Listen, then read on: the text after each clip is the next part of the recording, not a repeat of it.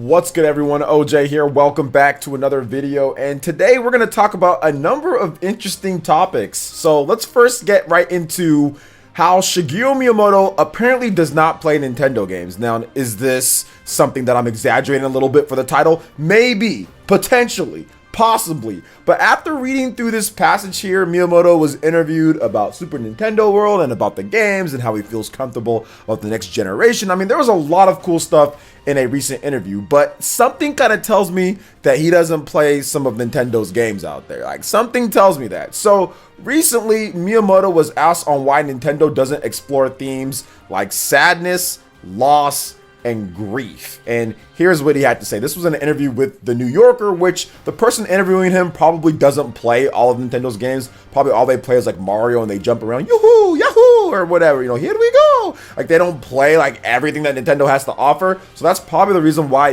this even got brought up in the first place. But let's get into the answer here from Mr. Shigeru Miyamoto, who's a legend, by the way. No disrespect towards him. And then we can debunk this very quickly. And I'm pretty sure many of you guys can put more games too. So here's what Miyamoto had to say. Quote, "Video games are an active medium. In that sense, they don't require complex emotions from the designer. It's the players who take what we give them and respond in their own ways. Complex emotions are difficult to deal with in interactive media. I've been involved in movies, and passive media is much more suited to take on those themes. With Nintendo, the appeal of our characters is that they bring families together. Our games are designed to provide a warm feeling.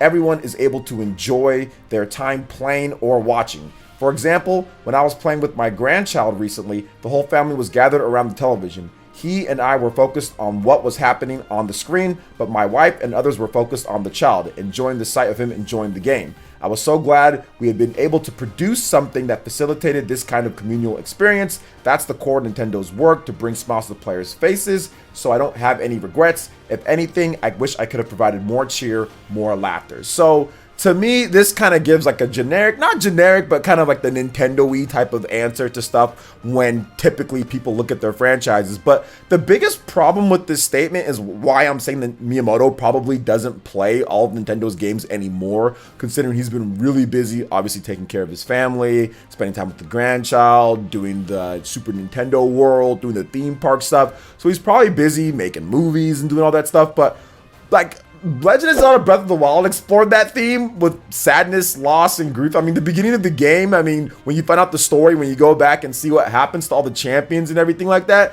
there is definitely some sadness there when Princess Zelda is crying into Link's arms. So that's been explored by Nintendo's biggest games. And even if you look at some of the other stuff, I'm not saying Miyamoto didn't play Breath of the Wild. I'm just kind of thinking that maybe he's not like remembering some of this stuff that's going on, but I'm almost positive he doesn't play some of the other games that Nintendo has. So their extended branch of games, not the top tier in terms of sales, but stuff like Fire Emblem and stuff like Xenoblade. Those two games in particular, which are first-party Nintendo franchises, first-party owned Nintendo games, okay? Those aren't like, okay, it's a third-party game that Nintendo's publishing. It's a first-party IP that's owned by Nintendo, with Fire Emblem even being considered a major franchise from Nintendo, and that explores all sorts of sadness, loss, grief, emotions, and everything. Heck, Fire Emblem Awakening was so emotional for me, man. It was like one of the games that brought about one of the biggest emotional responses from me, considering what happens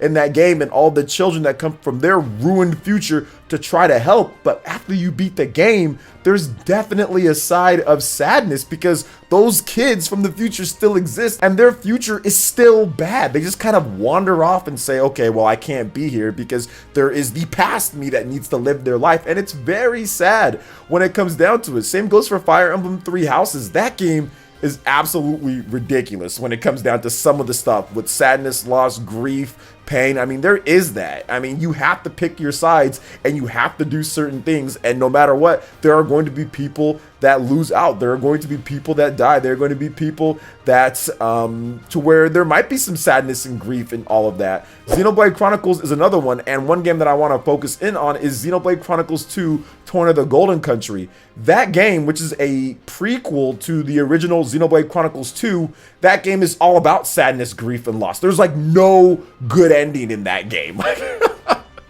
There's like nothing good about that game when it comes to like what's going on, and you will feel the sadness, pain, and loss, even knowing what happens, you know? So I'm thinking that maybe Mr. Miyamoto skipped out on Fire Emblem and skipped out on, you know, and skipped out on Xenoblade, because I know Mr. Sakurai talked about Fire Emblem Three Houses and how it's a very kind of like sad game and sad fate for the game. He actually discussed that in his video when he introduced Byleth. So you know, like, Masahiro Sakurai played the game, but now Mr. Miyamoto here is saying, oh, well, we don't really worry about that and blah, blah, blah, blah, blah. But then we have another designer who actually played the game and has to play most of these games that Nintendo has if they're in Smash Brothers, say, well, wait a minute, no, it's actually pretty sad here and there. So I will give Mr. Miyamoto a pass, okay? He gets a pass for this one. But I found it interesting. I found it interesting that he said it that way. But yeah, Nintendo's games do have that. Maybe it's not maybe to the level of like The Last of Us Part 2, but I mean, it's still there. Fire Emblem Three Houses has it. Fire Emblem games in general just have that. And Xenoblade games in general have a lot of that too. So it is what it is on that front. So what do you guys think about what Mr. Miyamoto had to say here? Let me know your thoughts in the comment section below. All right, and moving on to the next topic here, guys. We have a massive Stardew Valley 1.5 update that is going down in early 2021. You're going to want to buckle in for this one, because this is the biggest piece of content that Stardew Valley has got in a very long time. This is very exciting for people out there. So the long-awaited 1.5 update for Stardew Valley has just gone live on PC. So if you're on PC, you can check it out there. But it's not available on consoles yet. PlayStation, Xbox, Nintendo. But Concerned Ape says that this should be happening in early 2021. Now, version 1.5 includes major late game content, with Concerned Ape stating that the update is, quote, by far the biggest solid chunk of new content that's been added to the game since launch. Now, there are a number of different things. We're going to go over some of them, but there's so many changes here, guys. It's going to take me forever to go through everything. So I want to make sure for all my Stardew Valley fans out there, this game is huge. It is a multi-million-dollar franchise or game by itself. It's sold so many copies across the Switch, PC, PlayStation, Xbox. It's huge. Stardew Valley is literally like the Minecraft 2, or it's not that big in terms of the sales wise, but it almost has that type of notoriety with the people out there. A small indie game that blew up to huge levels. Let's go over some of these updates. So you have new game options. If you're considering starting a new save file for this update, there's a few new character creation options. You have the beach farm, advanced game options as well that are put in there. Split screen local co-op, so you can get that in there as well. You have a new world area. It adds a brand new entire region to the world, the Ginger Island, part of the Fern Islands. Plus there's a bunch of different NPCs, location, dialogue, mini games, puzzles, quest lines. It's all in there. There's a bunch of new enemies too. They have like a lava lurk, a magma sprite, magma sparker, magma Dougie, spiker, stick bug. I mean, there's all sorts of stuff that they've added in. You've got brand new farm features as well, adding in a new beach layout farm, added in an ostrich as a farm animal. You have beds are now normal furniture that you can pick up. I mean, there's just a ton of stuff added in here, guys, plus other changes. So make sure you guys check out the link in the description, because there's so much stuff. Like I said, it would take me forever. Now, here's my problem with Stardew Valley. My problem is this. My problem is that I didn't do a good enough job of actually trying to play it more than the first day when I picked it up. Like, literally, I got this game, I purchased it, I streamed it for like 5 hours or something like that, and then I never played it again. I was like, wow, this game is amazing. I'm having a lot of fun. And I'm like, okay, I'll stream it some other time. And I never ended up going back to it and streaming it.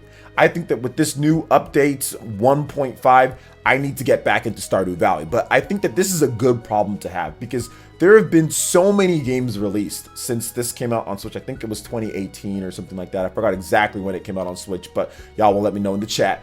But there's been so many good games that come out on Switch. It seems like every single week or every single month, I have about 2 to 3 games that I start or that I play and then I don't finish, and then they just go to my backlog and it just continues to pile onto the backlog more and more to the point to where how it's just really disparaging at this point where I am with my backlog. Like, I'm very depressed on it and I don't want to talk about it anymore. So what do you guys think about Stardew Valley version 1.5 update? What's going on with this? Let me know your thoughts in the comment section below. All right, and moving on to the final topic here, guys, we've got a huge Capcom sale going down on the Nintendo Switch and 3DS eShops, but we're going to talk about the Nintendo Switch because that's where most people are playing. So we're going to go down the full list. You guys are going to see it here. I'll give you guys some of my picks out of this Capcom sale. So we have Capcom's Beat 'em Up bundle, which is $9.99. I definitely suggest checking that out. Devil May Cry 3 Special Edition, that's another very good game. It's only $11.99, down from its usual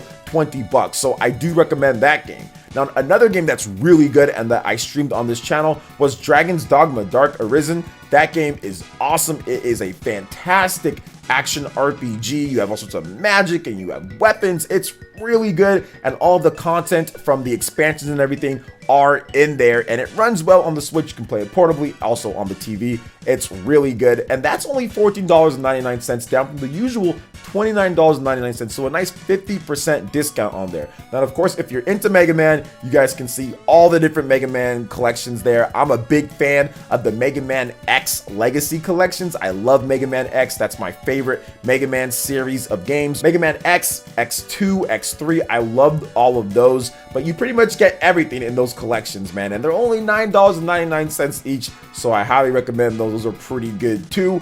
And I also want to say the Resident Evil games, I've always been a big fan of Resident Evil. I know I don't cover it as much, but that's just because they moved over to, like, let's say like Resident Evil 7, the first person, Resident Evil 8, first person, but I love like Resident Evil 2 Remake. I think that's dope. I love Resident Evil third person. That's like my favorite. And Resident Evil 6, Resident Evil 5, Resident Evil 4, Resident Evil 0, the original Resident Evil, all of those are on sale for good prices as well, as you guys can see right here too. And probably some of my favorite, and I would say underrated Resident Evil game. One of the most underrated Resident Evil games is Resident Evil Revelations, and that game is $7.99 on the Switch, down from $20. The online multiplayer is still fully functional, and people still play that. It's very good, and the single player is also really good too. Now, Revelations 2, some people do like that more, or maybe it's not as good. I think that they're both good games, but I do love Revelations. I think that's a fantastic game. So this sale is pretty good. It looks like it's going to be active until January 4th, 2021, so you have plenty of time to pick up the games.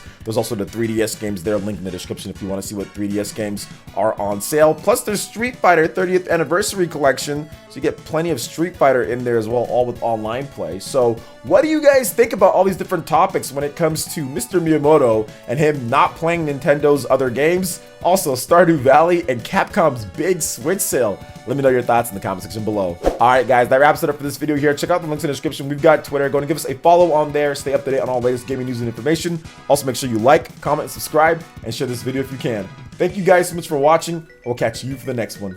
Peace.